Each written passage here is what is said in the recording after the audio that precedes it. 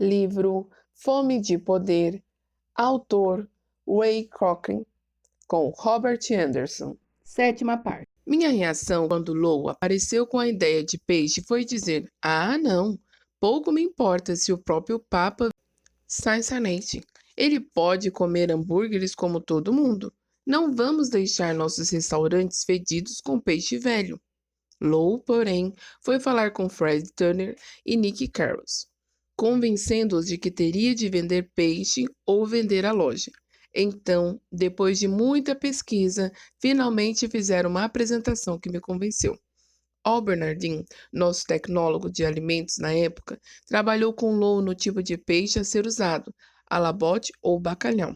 E, enfim, decidiram ir com bacalhau. Não me importei. Isso trouxe muitas lembranças do óleo de fígado de bacalhau da infância. Pesquisamos e descobrimos que era perfeitamente legal comercializá-lo como peixe branco do Atlântico Norte, fato que me entusiasmou mais ainda.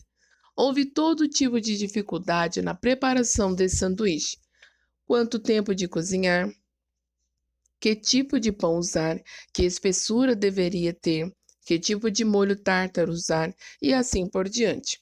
Um dia eu estava na nossa cozinha de teste e Al me contou sobre um jovem membro da equipe da loja de Low Grain, o qual havia comido um sanduíche de peixe com uma fatia de queijo. É claro, exclamei. Esse sanduíche precisa exatamente disso. Uma fatia de queijo. Não, meia fatia. Então experimentamos e ficou delicioso. E foi assim que a fatia de queijo entrou no Variety of Fish do McDonald's. Começamos a vendê-lo apenas às sextas-feiras em áreas definidas. Mas tivemos tantos pedidos que em 1965 disponibilizamos o sanduíche em todas as nossas lojas, todos os dias, anunciando-o como o peixe que pega as pessoas. Eu disse a Fred Turner e Dick Boylan, ambos católicos, vocês vão ver. Agora que investimos em todo esse equipamento para lidar com peixes, o Papa mudará as regras. Alguns anos depois, não é que isso aconteceu? Mas a atitude só fez os grandes números de vendas de peixe se tornarem muito mais agradáveis de se ler. Tem um conjunto bem desenvolvido de papilas gustativas, e geralmente posso prever, como no caso do queijo no peixe, o tipo de combinações de alimentos de que o público vai gostar. De vez em quando, porém, sinto falta de desafios. Foi o que aconteceu com a Ullaburg, que eu apostava que seria melhor do que fillet of fish. No Ullaburg, havia 2 fatias de queijo com uma fatia de abacaxi grelhado sobre um pão torrado. Delicioso! Ainda faço um de vez em quando em casa para o almoço. No entanto, foi um gigantesco fracasso quando o testamos em nossas lojas. Um cliente disse: Gosto do Hula, mas onde está o hambúrguer? Bem, não dá para vencer todas. O ano de 1964 foi muito bom para o McDonald's, mas para mim, um manto caiu sobre ele. Art Tray morrera de câncer. Ele foi um amigo maravilhoso, sempre pronto para compartilhar uma piada ou ajudar com um problema. Quando rumo ao escritório em um domingo acidentalmente, prendi a mão na porta do carro, cortando a ponta de um dedo. Foi para a Art que liguei para me levar para o hospital. Flash Mental. Art Rang e eu estávamos sentados a sós em minha mesa favorita no salão de jantar do Rolling Green Country Club. Acabei de pedir-lhe que venha trabalhar para mim. Ele está com uma peculiar expressão abalada. Há algo que o senhor não sabe sobre mim, diz e explica que é ex-presidiário. Parece que conduziu um caminhão de cerveja para o velho grupo de tal em Chicago durante a lei seca e foi pego 2 vezes. A segunda vez o levou para a penitenciária de Stateville. Dou um tapa em meu joelho e exclamo: Que diabo, isso não importa, você já pagou pelo seu erro, então esqueça. Ele sorri com alegria e diz: Tudo bem, começo quando? Gostei da sinceridade de Art. Gosto de pessoas que são honestas comigo e falam com franqueza. Sempre digo exatamente o que penso, uma característica que me causou muitas dificuldades, mas nunca tive problemas para dormir à noite com a consciência pesada. Por isso, nunca seria um político. De tempos em tempos me dizia que deveria concorrer à presidência. Pensam que eu poderia dirigir o país com a mesma integridade e bom senso comercial que fiz no McDonald's. Sei que não funcionaria. Não que pense que um público deva ser desonesto, mas ele tende a ceder em algumas convicções por causa da conveniência política. Eu não conseguiria fazer isso. A morte de Art me perturbou também de outra maneira. Não pude deixar de recordar aqueles muitos jantares a sós quando falava com ele sobre Johnny como um estudante apaixonado. Eu estava satisfeito com Jenny, sem dúvida uma excelente mulher, mas amava Johnny e sabia que sempre a amaria. Felizmente, havia pouco tempo para me agarrar à morte e às coisas que poderiam ter sido. O negócio superava todas as nossas expectativas. Entrávamos em nosso 10º aniversário e parecia que estávamos apenas começando. De forma crítica, era verdade. Estávamos prestes a abrir o capital da empresa e isso se transformou nos 10 dias mais traumáticos que nossa empresa já vivenciou. Harry e Dick se instalaram em Pine, Weber, Jackson e Curtis para serem os subscritores do assunto, e por meses houve muita discussão e idas e vindas sobre os detalhes do negócio. Por um lado, os subscritores insistiam que devíamos ter uma das 8 grandes empresas de contabilidade cuidando das nossas contas. Havíamos trabalhado durante 10 anos com a empresa de Aldott em Chicago. Tanto Harry quanto eu queríamos continuar com ele, mas os outros foram inflexíveis. Finalmente, Harry cedeu e optou pela Art Young Company.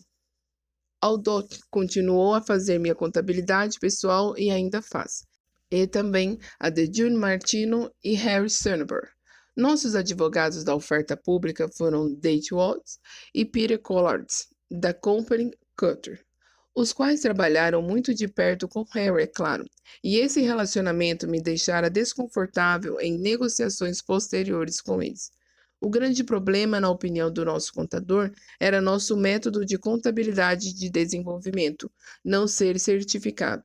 Então, refizeram completamente nossos livros contábeis para mostrar quais seriam nossos ganhos sem esse tipo de contabilidade. Tivemos menos de 2 semanas para rever as transações de todos os anos anteriores e atualizar as demonstrações financeiras.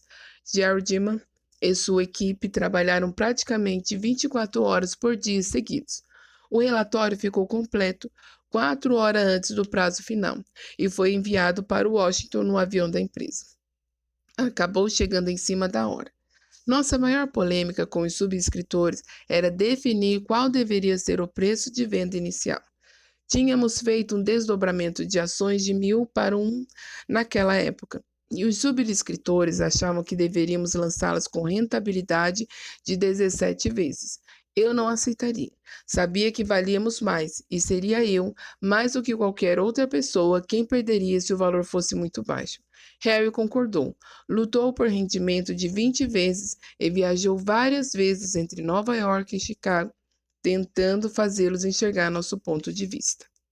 Estávamos em um impasse. Quando chegamos ao prazo final, entrei no escritório de Harry e disse a todos os envolvidos que não haveria como aceitarmos menos de 20.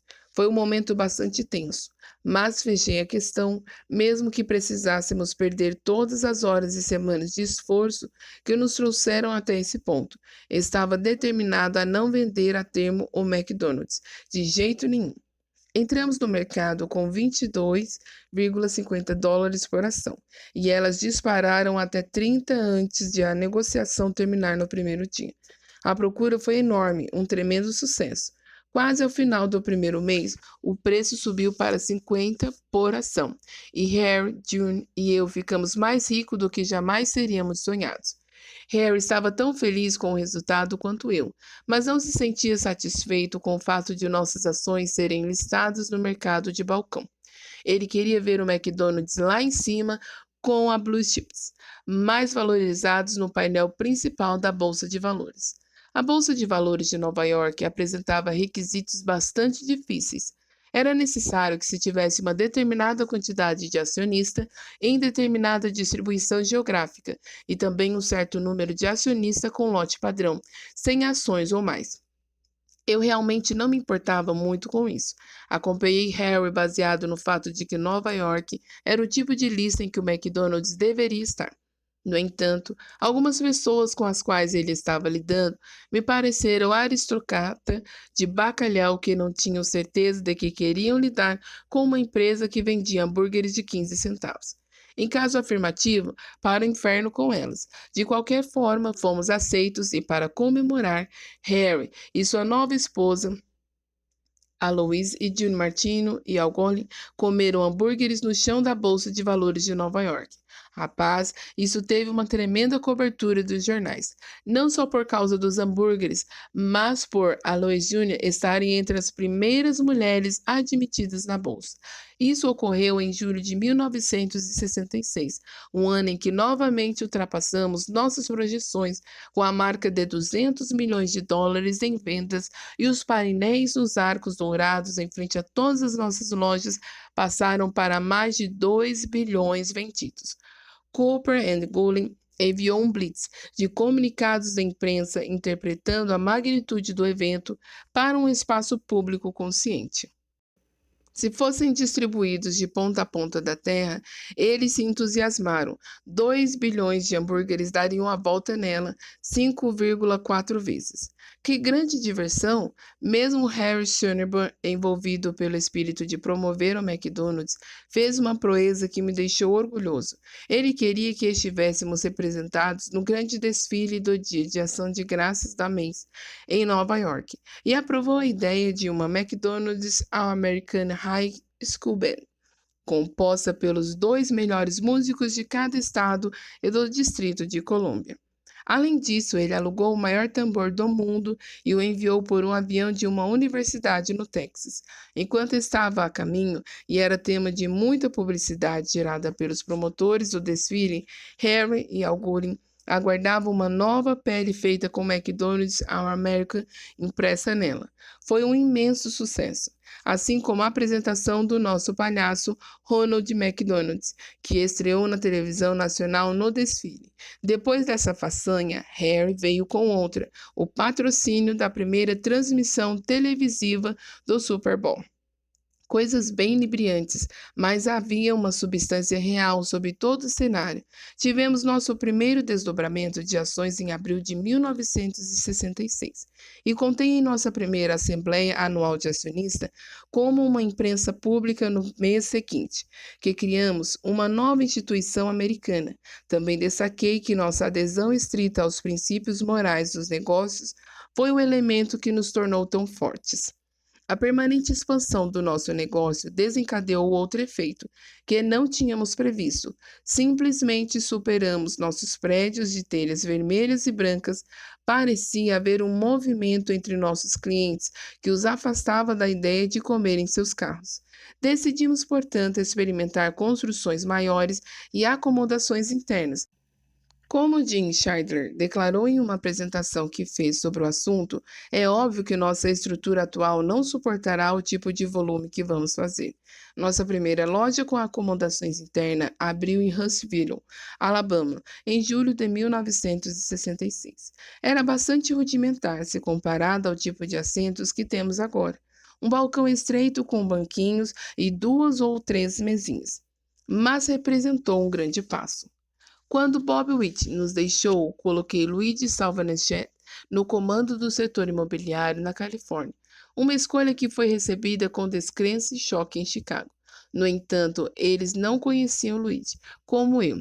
Ele havia assumido a primeira loja em McDonald's que construí quando mudei para a Califórnia em 1961, a unidade de Manhattan Beach, e trabalhara como um veterano. Luigi vivia insistindo para que aprimorássemos a arquitetura de nossas construções e dizia: Sr. Kroc, Califórnia está ditando a tendência para o resto do país em planejamento de comunidades. Como vamos entrar nessas cidades e propor essas construções de telhado inclinado que são uma monstruosidade de feiura?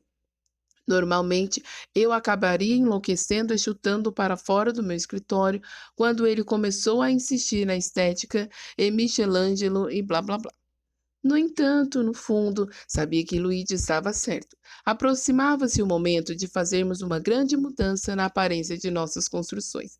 mas estava esperando o meu momento, deixando a necessidade amadurecer, pois sabia que tal mudança implicaria uma grande batalha entre mim e Harry Shanahan.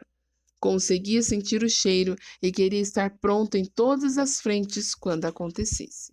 Capítulo 13. Há uma cruz a ser carregada quando se pretende ser o chefe de uma grande corporação. Perder muitos amigos no percurso. O topo é solitário. Nunca senti isso tão intensamente como quando Harry Shanahan e eu tivemos nossa última discussão e ele se demitiu. Recordar os vários aspectos dessa cena é como pensar em um conjunto de caixas chinesas, cada uma acomodada dentro da outra.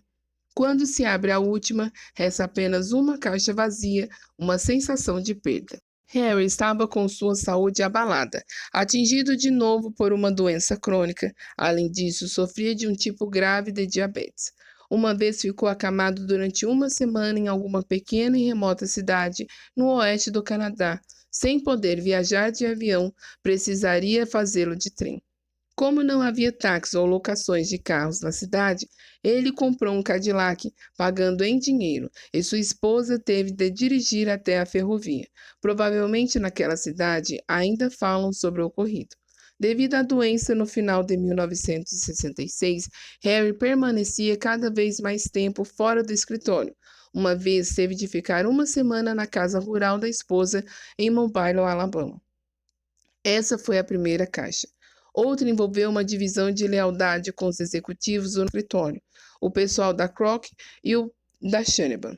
Essa situação se agravou devido a um conflito entre mim e Harry a respeito da nomeação de vice-presidentes executivos. Exigi que Fred Turner fosse um presidente executivo. O preço de Harry era que Pete Crow também o fosse. Bem, uma situação estúpida, mas tive de aceitá-la. Dick Boylan era vice-presidente executivo responsável pelo orçamento e contabilidade. Pete Crow, chefe de projetos de novas lojas, o que incluía mercado imobiliário, construção e licenciamento. E Fred Turner, responsável pela comercialização, incluindo operações, publicidade, marketing e equipamento. Mais tarde, Fred assumiu a parte de licenciamento de Pete. Os funcionários se referiam a essa configuração de três cabeças como a Troika, e nunca encontrei alguém que estivesse feliz com ela. Os três executivos deveriam ter a mesma autoridade. O problema, no entanto, foi que Harry assumiu o controle das despesas e dessa forma a situação se resumia à responsabilidade sem autoridade, exceto com Bueno. Dentro dessas caixas, várias outras se relacionavam à direção que Harry deu à empresa, que seguia um curso completamente oposto ao que eu queria que seguisse, indo desde a remuneração dos funcionários até a proposta de que os arcos fossem removidos das novas construções. Aprovei a retirada deles, mas assim que Harry viu os projetos, disse: coloquem os malditos arcos de volta. O problema mais sério que tive com Harry, entretanto, esbarrou em seu crescente conservadorismo diante do mercado imobiliário. Ele dava ouvido a banqueiros e outras pessoas que lhe diziam que o país estava entrando em uma recessão em 1967 e que o McDonald's deveria economizar dinheiro e ir devagar com a construção de novas lojas. Por fim, Harry colocou uma moratória na construção de novas lojas. Não haveria mais construção. Eu me opus, mas quando Luigi entrou no meu escritório torcendo as mãos e reclamando, realmente não tinha como lhe dar qualquer orientação. Sr. Kroc, o que vou fazer? Perguntou ele. Tenho 33 locais em obras, todos são bons, não podemos perdê-los. O que faço?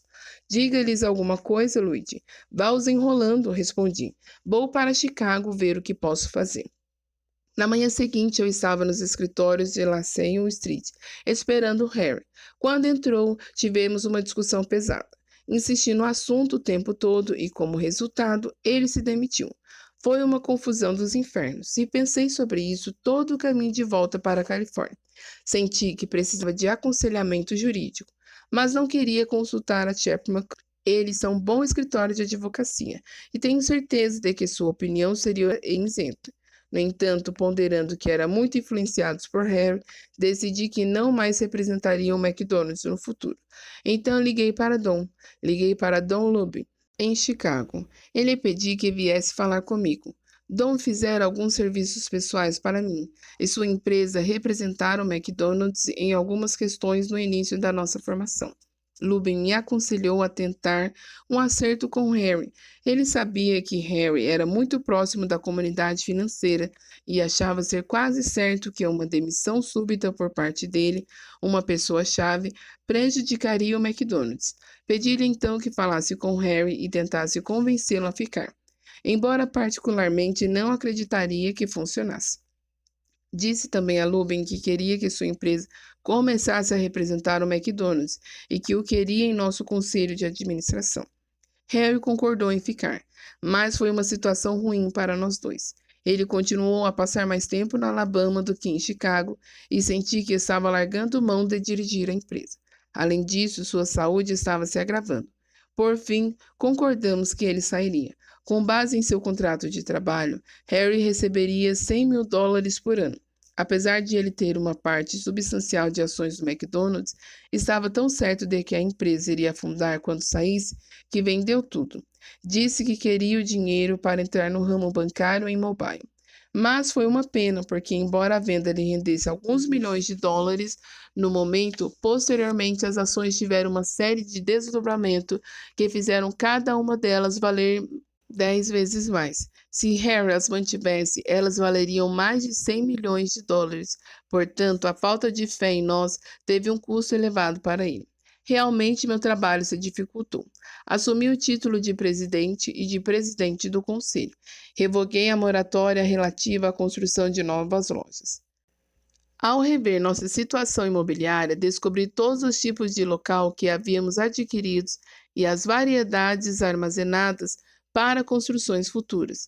Quando me disseram que estávamos esperando uma melhoria da economia local nessas áreas, fiquei furioso. Mas que inferno, em tempos ruins é que se deve construir, gritei. Por que esperar que as coisas melhorem se então tudo vai custar mais?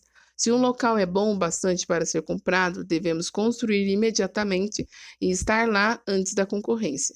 Injete algum dinheiro e atividade em uma cidade e eles vão se lembrar de você por isso. Também precisei lidar com o problema do estado de espírito em nosso escritório. Grande parte das divergências foi sanada assim que Harry saiu. Na verdade, ouvi um dos nossos melhores executivos textuais dizendo: Viva, estamos de volta ao negócio de hambúrgueres. No entanto, estávamos perdendo algumas pessoas boas como resultado da situação tensa, e eu não queria mais perdê-las. Quem me preocupava mais era Fred Turner. Ele estava extremamente insatisfeito com seu papel na Troika, e dava sinais disso. Eu sabia que Fred estava recebendo muitos telefonemas de outras empresas de franquia e que tinha várias ofertas muito boas para ótimos cargos. Antes que a renúncia de Harry fosse formalmente anunciada, portanto, levei Fred para jantar no White Hall. Fred, sei que você anda insatisfeito ultimamente, falei. Percebi que tem se sentido frustrado em seu trabalho, mas quero lhe confidenciar uma coisa. Harry se demitiu. Vou assumir a posição dele, apaziguar os ânimos de alguns e dar uns chutes em outros. Isso levará mais ou menos um ano. No final desse período, vou torná-lo presidente do McDonald's. A luminosidade do sorriso de Fred seria capaz de fritar um McMuffin. Em seguida, porém, seu rosto se nublou e os olhos se semicerraram de raiva. Bateu tão forte com o punho na mesa que os talheres pularam assustados às pessoas próximas. Mas que diabo! Se você sabia dessa situação ruim no escritório, por que não fez algo a respeito? Reclamou rispidamente. Por uma vez na minha vida, não respondi fogo com fogo. Eu me senti como um pai que não conseguiu defender o filho e não havia nenhuma maneira de explicar a Fred o tipo de corda bamba em que eu havia estado com Harry. Pedi a ele que se acalmasse, pois um dia iria descobrir por si mesmo. Agora não tenho tanta certeza de que isso fosse verdade, porque Fred não tem paciência com a política de escritório e os métodos de Harry seriam tão estranhos para ele como eram para mim. De qualquer maneira, ele não conseguiu ficar bravo por muito tempo. Sentia-se feliz demais. Disse que estava tão feliz com a resolução da situação no escritório como estava com a promessa da presidência. Fiquei aliviado, pois o resto da nossa conversa naquela noite mostrou que eu estivera muito mais perto de perder Fred do que suspeitara. Alguns de nossos executivos foram embora quando Harry saiu, principalmente Pete Crow, que voltou para o seu Alabama natal para se juntar a uma rede de fast food de peixe chamada Cat Head. O que mais temíamos, porém, que uma perda de fé destrutiva no McDonald's atingisse a comunidade financeira quando Harry partiu. Simplesmente não aconteceu. Dick Boylan assumiu logo depois da saída de Harry e manteve a bola rolando para nós com os banqueiros e os analistas financeiros. Dick vinha trabalhando com esse pessoal a vida toda, é claro. Harry iniciava os acordos, mas deixava o trabalho detalhado para Dick. Portanto, não tivemos problemas. As políticas do escritório e as fofocas fizeram com que Dick parecesse um homem da Chernobyl e iria embora quando Harry saísse ou se ele próprio não tivesse a presidência. Sabia que Dick estava acima disso, e acho que ele entendeu que eu não queria nomear um presidente do McDonald's que não tivesse sólido conhecimento das atividades. Lancei-lhe então a bola de diretor financeiro, e ele rebateu por cima da arquibancada. Dick sabia que considero baboseira a maior parte da linguagem das altas finanças. A situação o incomodava e ele quis me educar um pouco. Além disso, queria dar aos analistas o benefício de algumas das minhas mensagens de vendas sobre o McDonald's. A Lois Chernobyl costumava dizer que eu era o único sujeito que ela conhecia que podia fazer um hambúrguer soar tão atraente quanto um filé mignon. Eu considerava tais palavras um grande elogio, porque a Lois é uma mulher de um bom gosto impecável. De qualquer forma, Boylan começou a me levar a reuniões com os analistas e eu gostei. Cheguei a apreciar um pouco mais os pontos de vista deles, embora ainda ache que muito de tudo aquilo seja conversa mole. Também descobri que eles realmente gostavam de falar com franqueza a respeito das dificuldades dos nossos negócios. Minha maior tarefa depois que Harry deixou a empresa foi recuperar o território que tínhamos concedido lá atrás. Na época inicial e mais inocente, para uma inteligente dupla de líderes comercial, John Gibson e Oscar Goltz. Eles tinham uma licença exclusiva, como Lord Graham tinha para Cincinnati, mas em uma escala muito maior. A sociedade de ambos, J.G. Distribution Company, englobava todo o Distrito de Colômbia e vários municípios vizinhos em Maryland e Virgínia como um território exclusivo. Não podíamos colocar uma única loja naquela área. Cara, isso doeu. Harry tivera algumas discussões com Gibson e Goldstein em um esforço para recuperar a área, mas não estávamos dispostos a pagar o preço deles. Isso me irritou, porque eu sabia que poderíamos desenvolver esse território com uma quantidade substancialmente maior de lojas do que as 43 lojas de Didi existentes lá. E os preços do setor imobiliário nunca iriam cair, de jeito nenhum. Minha oportunidade de cercar os dois grandes Ds surgiu aproximadamente 5 meses depois de Harry ter saído. Quando nos encontramos na nossa Convenção Nacional de Operadores do Doral Hotel, em Miami Beach, Flórida, eles se revelaram negociadores difíceis.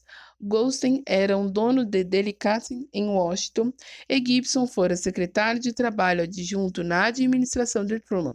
Então, ambos sabiam como a banda tocava e quem tinha a mão mais forte em nossas negociações. Eles sabiam. Consegui, porém, fazer um acordo por alguns milhões de dólares a mais do que Harry Chernobyl estava disposto a pagar. Gibson e Goldstein acabaram recebendo cerca de 16,5 milhões de dólares em dinheiro. Foi muita grana, mas não me arrependo. Não me importo com o que o outro sujeito está fazendo em um acordo como este. Só me preocupa se vai ser uma coisa boa para o McDonald's. Normalmente, não há razão para que ambos os lados não possam sair ganhando e ser felizes. O que obtivemos em troca valeu muito mais para o McDonald's do que os 16,5 milhões. Aumentamos o número de lojas na área de 43 para 90. Ao mesmo tempo, contudo, adquirimos um bocado de excelente talento executivo na jogada. Tive uma razão pessoal para eu mesmo assumir o comando da empresa depois da saída de Harry Chernobyl. Recomendamos aumentos de preços de varejo para nossos operadores em janeiro de 1967, ainda que sem estarmos certos de como a mudança nos afetaria.